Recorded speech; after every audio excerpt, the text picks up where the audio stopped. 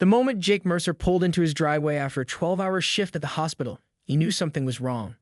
The covered trailer that normally sat in his side yard, the one containing his prized possession, a meticulously maintained 2023 Yamaha Wavarunner GP 1800 RSVHO, was gone. Not moved, not shifted. Gone. Jake's stomach dropped as he slammed his car into park and leaped out, scanning the property in disbelief. The custom-built trailer that had been sitting on the gravel pad beside his lake house for exactly 3 days was nowhere to be seen.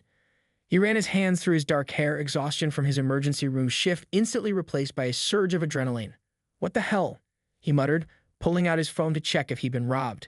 No break-in alerts from his security system, no notifications at all. The late afternoon sun glinted off Lake Sherwood behind his property as Jake paced the empty gravel space. He'd saved for 5 years to buy that jet ski. $18,000 worth of sleek, high-performance watercraft that he barely had time to enjoy since buying it last month. The fact that someone could just take it from his private property made his blood boil. Jake was about to call the police when he noticed his neighbor, old Mr. Finnegan, waving at him from across the fence line. "You looking for your water toy thing?" the older man called out, leaning on his garden hoe. Jake hurried over. "Yes. Did you see what happened?" Mr. Finnegan's weathered face crinkled with distaste. That Pritchard woman from the HOA had it towed about 2 hours ago.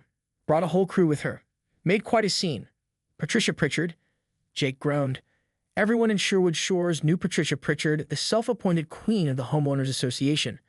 At 56, with her immaculate blonde bob and perpetual scowl, she turned neighborhood rule enforcement into her personal crusade since retiring early from corporate law. "That's the one," Mr. Finnegan nodded. She was waving some papers around, taking pictures, said something about recreational vehicles not being allowed on visible property. Jake felt his professional composure slipping. "But this isn't even part of Sherwood Shores HOA. My property line extends past the oak trees. I specifically bought this place because it's outside HOA jurisdiction." Mr. Finnegan shrugged sympathetically. "Try telling her that. Woman thinks she owns the whole lakefront." Fumbling with his phone, Jake pulled up Patricia's contact information from the community email list. 3 rings later, her crisp voice answered, "Patricia Pritchard speaking. Patricia, this is Jake Mercer from Lakeview Drive. You got my jet ski towed from my property today. I need to know where it is immediately." A beat of silence followed before Patricia's voice returned, dripping with condescension.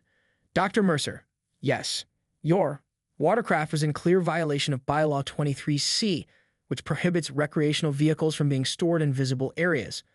I left a notice on your door 3 days ago." Jake stepped onto his porch and spotted a small yellow paper tucked nearly invisibly into the doorframe. "Patricia, my property is exempt from HOA jurisdiction. The survey clearly shows. The property line adjustment from last year's municipal review clearly brings your side yard under covenant protection," Patricia interrupted. "The board unanimously voted to enforce all bylaws on the annexed properties last month. It was in the newsletter." Jake took a deep breath, counting to 5 as he did with difficult patience. "Where's my jet ski now?" "At Colson's Towing on Highway 16, she replied with the satisfaction of someone who believed they were performing a civic duty. "They close at 6, so you better hurry if you want to reclaim it today. There's a $250 towing fee plus $100 per day storage." Checking his watch, 5:17 p.m. Jake ended the call without another word. He climbed back into his car, fury and disbelief battling for dominance as he pulled up the GPS directions to Colson's Towing. What Patricia Pritchard didn't know was that Jake Mercer hadn't spent the last 7 years as an ER doctor without learning how to document everything. He had the original property survey, the exemption certification, and most importantly, security camera footage of his side yard. If Patricia thought she could bully him the way she did the retirees and young families in Sherwood Shores, she was about to learn otherwise. Little did Jake know that retrieving his jet ski would be the least of his worries. The chain of events Patricia had set in motion was about to spiral wildly out of control. Colson's Towing occupied a gravel lot on the outskirts of town, a concrete block office flanked by a chain-link fence enclosing various vehicles in states of abandonment and reclamation. Jake's knuckles were white on the steering wheel as he pulled in at 5:48 p.m., parking haphazardly near the entrance. A bell jangled as he pushed through the door, finding a beefy man with a salt and pepper beard hunched over paperwork at the counter. "I'm here about a jet ski that was wrongfully touted from my property today," Jake said, working to keep his voice level. "Yamaha Wavarunner on a black trailer." The man, Randy, according to his name tag, didn't look up. "Got paperwork?" "What paperwork?" Jake asked. "I'm the owner. It was stolen from my property." Randy finally glanced up, eyes narrowing. "Wasn't stolen. HOA authorization. lady had all the forms. Forms she fabricated, Jake countered, pulling out his phone. I have documentation proving my property is outside HOA jurisdiction, plus security camera footage showing the unauthorized removal. Randy pushed back from the counter with a sigh. Look, Doc, how did you know I'm a doctor?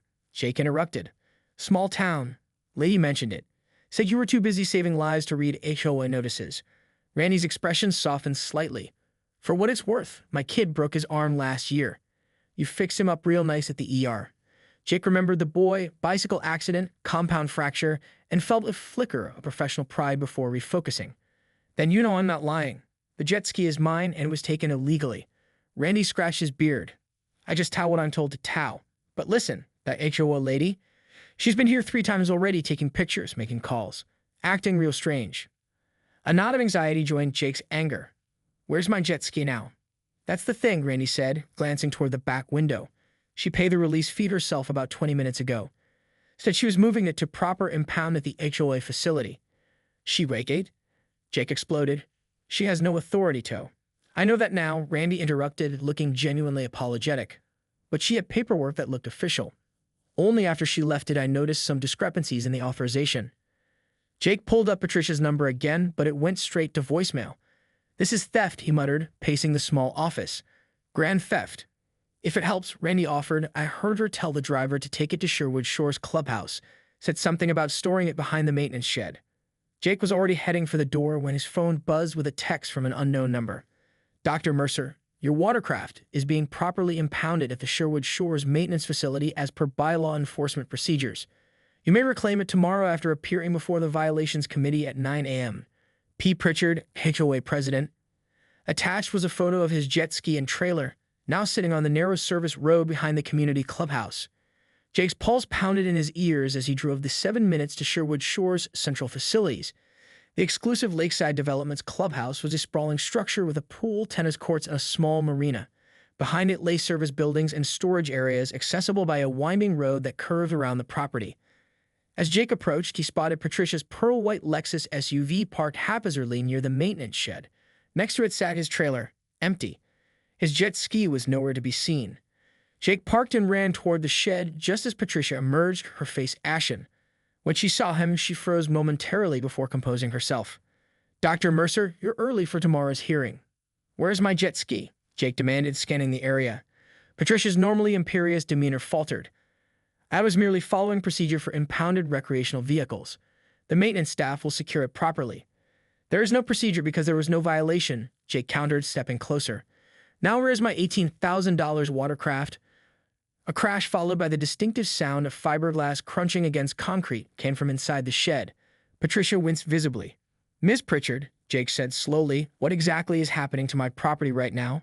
Before she could answer, the maintenance shed's large door rolled open, revealing 2 panicked-looking groundskeepers, and behind them, Jake's once pristine jet ski lying on its side, a massive gash torn across its hull, where it had apparently fallen from a forklift's poorly secured grasp.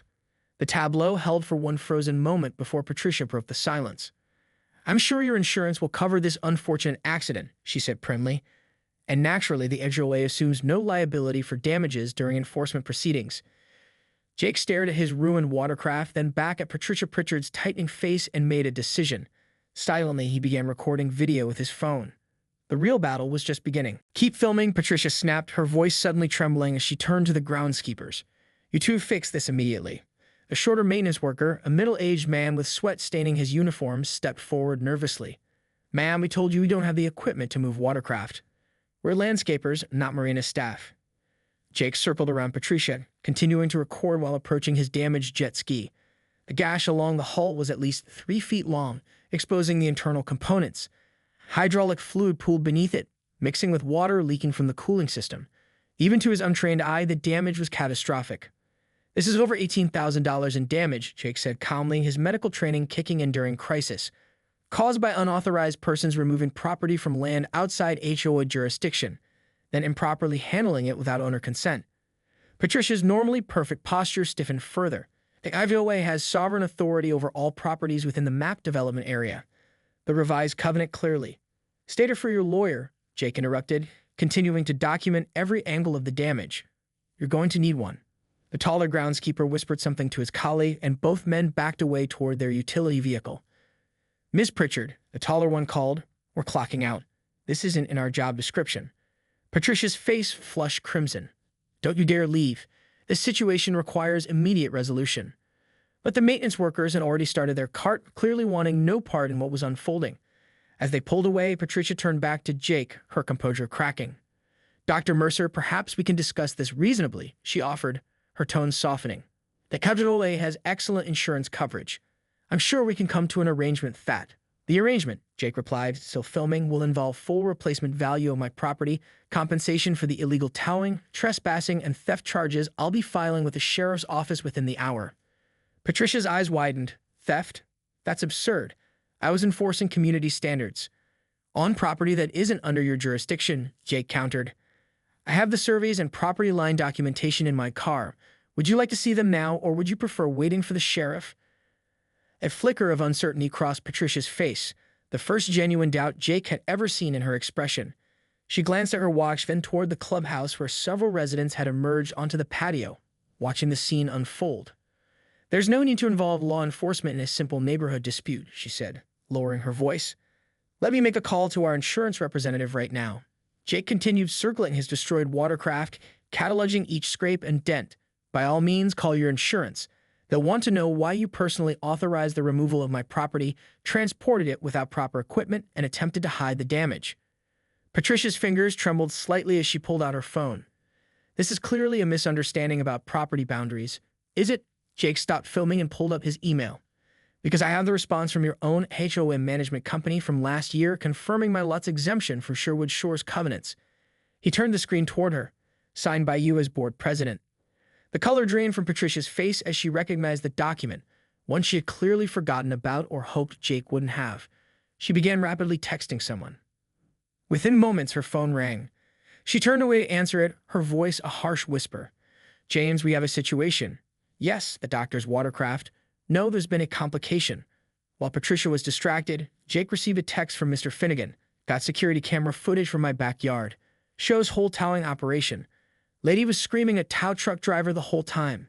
Let me know if you need it." Jake smiled grimly and texted back his thanks just as the wail of approaching sirens became audible. Someone, likely one of the onlooking residents, had called the police without waiting for either Jake or Patricia to do so. Patricia ended her call abruptly, her expression cycling through panic, calculation, and finally settling into grim resignation. She smoothed her linen blazer and squared her shoulders. "My attorney advises me not to discuss this further without proper representation," she announced, her voice finding its usual clipped professionalism. "That's probably wise," Jake agreed, just as the sheriff's department SUV pulled into the service road. Deputy Carla Martinez, whom Jake recognized from numerous emergency room encounters, stepped out and surveyed the scene. The damaged jet ski, Patricia's poorly parked Lexus, Jake with his phone, and the small crowd of residents now gathering at a distance. "Someone want to tell me what's happening here?" she asked, hand resting casually on her belt. Jake and Patricia began speaking simultaneously. "This woman illegally removed my property from—" "This is a private HOA matter that doesn't require—" Deputy Martinez held up her hand. "One at a time, please." She turned to Jake. "Dr. Mercer, you first." As Jake began explaining the situation, Patricia's phone buzzed again. She glanced down at the screen and her expression changed to one of horror. Jake caught a glimpse of multiple message notifications from HOA board members. The community grapevine was already buzzing, and Patricia Pritchard's carefully constructed kingdom was beginning to crumble around her. Deputy Martinez methodically documented the scene, taking photos of the damaged jet ski, examining Jake's property documentation, and interviewing the maintenance workers who had reluctantly returned at her request. The small crowd of residents had grown, with several recording the proceedings on their phones. "Let me get this straight," Martinez said, flipping through her notes. "Ms. Pritchard, you authorized the removal of this watercraft from Dr. Mercer's property despite having signed documentation last year confirming his lot is exempt from HOA jurisdiction?" Patricia's normally commanding presence had diminished considerably. There was a recent board vote to expand enforcement. "We sent notifications to all affected properties. May I see the board meeting minutes authorizing this expansion?" Martinez asked. Patricia hesitated. "They're being finalized, but I assure you the vote was unanimous." From the edge of the crowd, a voice called out, "That's not true." All heads turned to see Eleanor Winters, the HOA secretary, pushing forward. The retired schoolteacher's face was flushed with indignation. "There was no such vote. I've taken minutes at every meeting for the past 3 years. Patricia's face hardened. Eleanor, this is not the appropriate forum for. The board specifically declined to pursue boundary enforcement last month, Eleanor continued, addressing Deputy Martinez directly. Patricia proposed it, but it was voted down 4-1. I have the draft minutes right here. She held up her tablet. Murmurs rippled through the gathering crowd. Jake noticed several board members among the onlookers, their expressions a mix of shock and dismay. Patricia's phone buzzed continuously now, but she ignored it, her knuckles white around the device. This is a simple misunderstanding that the HOA will resolve internally, she insisted, her voice rising slightly. There's no need for law enforcement involvement. Martinez wasn't persuaded. Ms. Pritchard, did you personally direct the towing company to remove Dr. Mercer's property? I was acting in my capacity as, yes or no, please. Patricia's jaw tightened. Yes. And did you then remove the jet ski from the towing company without Dr. Mercer's authorization? I was securing impounded property as per. Again, yes or no? Patricia glared. Yes.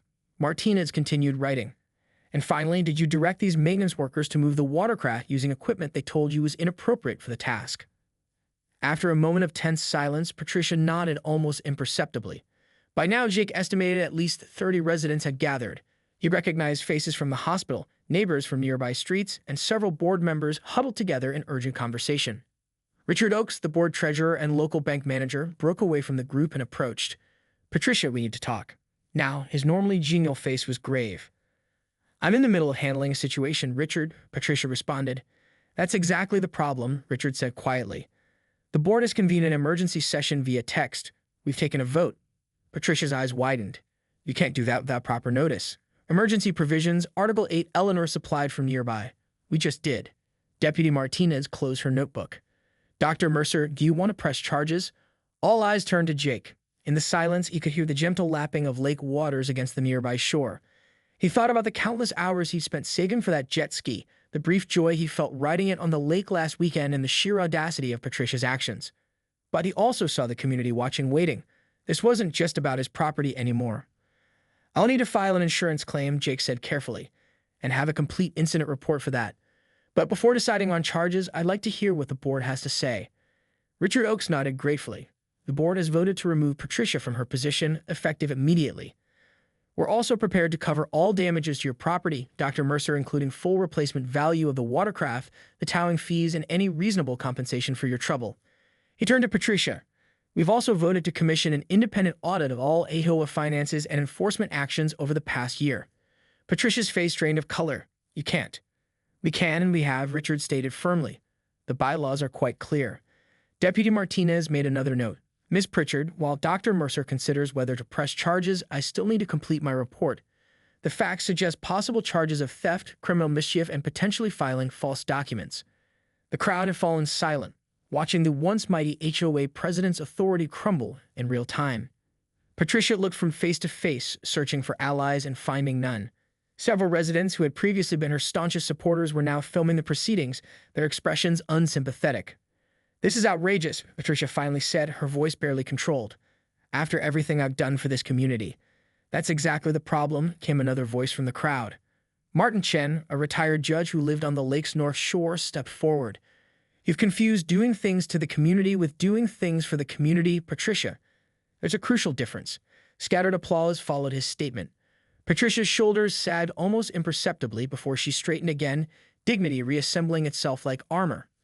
I see I'm not going to receive a fair hearing here, she said icily. My attorney will be in contact with all parties involved. With that, she turned toward her Lexus. Ma'am, Deputy Martinez called after her. I'll need you to come to the station tomorrow to complete your statement. Patricia didn't acknowledge the request, sliding into her vehicle and starting the engine. As she pulled away, Jake noticed her hands were shaking on the steering wheel. Eleanor Winters approached Jake, genuine concern on her face.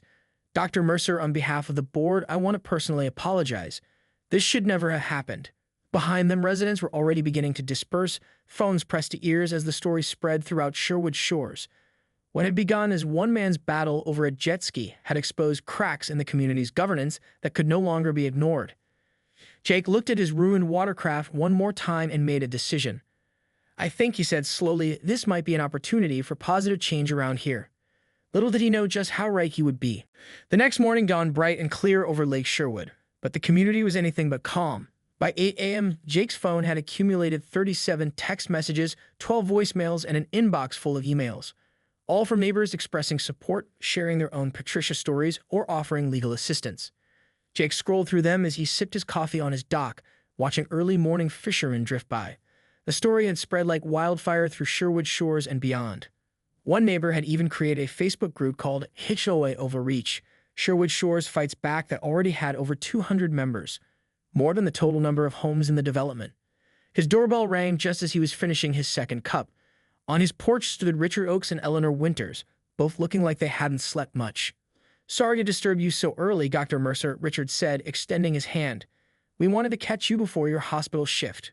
Jake invited them in, curious. "How did you know Anna worked today?" Eleanor smiled apologetically. "Patricia kept detailed files on everyone. Part of our cleanup process involves reviewing her records. Your work schedule was in there." Jake raised an eyebrow but said nothing as he led them to his kitchen table. The implications of Patricia's surveillance were disturbing, but not entirely surprising. Richard placed a folder on the table. "We've been working through the night with the HOA's insurance company. They've authorized full replacement value for your jet ski, $18,000 plus tax, and additional compensation of $5,000 for the inconvenience." And Eleanor added, sliding forward a formal letter, "a written apology from the board acknowledging that your property is indeed outside HOA jurisdiction and explicitly recognizing your exemption from all current and future covenants." Jake glanced through the documents, impressed by their thoroughness. "That was fast." Richard grimaced. The insurance company was highly motivated to resolve this quickly once they saw the video evidence. Apparently, they had concerns about our claim's history under Patricia's leadership. "What happens with Patricia now?" Jake asked. Eleanor and Richard exchanged glances. "She's been removed from the board, effective immediately," Eleanor confirmed. "And there may be further consequences. Deputy Martinez has forwarded her report to the district attorney's office for review." "But that's not why we're here," Richard said, leaning forward. The emergency board meeting continued well into the night. "We've been doing some soul-searching about how things got to this point." Eleanor nodded solemnly. "Patricia didn't seize power overnight. We, the community, allowed it to happen through apathy and inaction. Most residents stopped attending meetings years ago, leaving decisions to a small group that Patricia gradually came to dominate." Jake understood all too well. He'd bought his property specifically to avoid HOA drama, having heard stories from his hospital colleagues about petty tyrants and arbitrary rules. "We'd like to propose something," Richard continued. "Rather than simply replacing Patricia with another president who might eventually follow the same path, we're restructuring the entire governance model. More transparency, term limits, and most importantly, genuine community involvement." Eleanor smiled. "And we'd like you to help us design it." Jake nearly choked on his coffee. "Me? I'm not even part of the HOA." "Exactly," Richard said. "You're the perfect neutral party, respected in the community, analytical by training, and with a fresh perspective. Plus, after yesterday, you become something of a folk hero around here." Jake laughed in disbelief. "For getting my jet ski destroyed?" "For standing up to a bully and insisting on accountability," Eleanor corrected. "Do you know how many residents have been intimidated by Patricia over the years? How many paid fines for violations that weren't actually in the bylaws?" As if on cue, Jake's phone chimed with a news alert. The local paper's headline read, "HOA residente removed after jet ski showdio memen. Audit reveals years of questionable enforcement." Richard grimaced. "It's worse than we thought. The preliminary audit shows Patricia has been selectively enforcing rules, sometimes against properties not even under HOA jurisdiction. And the financial records, well, let's just say there are irregularities." Jake thought about his ruined jet ski, now sitting in the maintenance shed awaiting insurance processing. What had begun as a personal violation had uncovered systematic abuse affecting dozens of families. "I'm not a lawyer or a governance expert," Jake said cautiously. "No," Eleanor agreed, "but you're fair. And that's what this community needs right now." Before Jake could respond, his phone buzzed with a text from Deputy Martinez. "Thought you want to know. PP charged with criminal mischief, filing false documents, and theft. $25,000 bail. She's hired Winston from city to represent her. This is going to get interesting." Jake showed the message to Richard and Eleanor, whose expressions reflected grim satisfaction. "Justice works eventually," Richard murmured.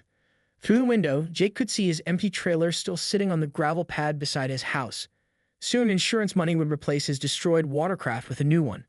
But the waves from this incident would continue rippling through Sherwood Shores long after he was back on the lake. "I'll help," Jake decided. But on one condition. Name it, Richard and Eleanor said almost in unison. Jake smiled.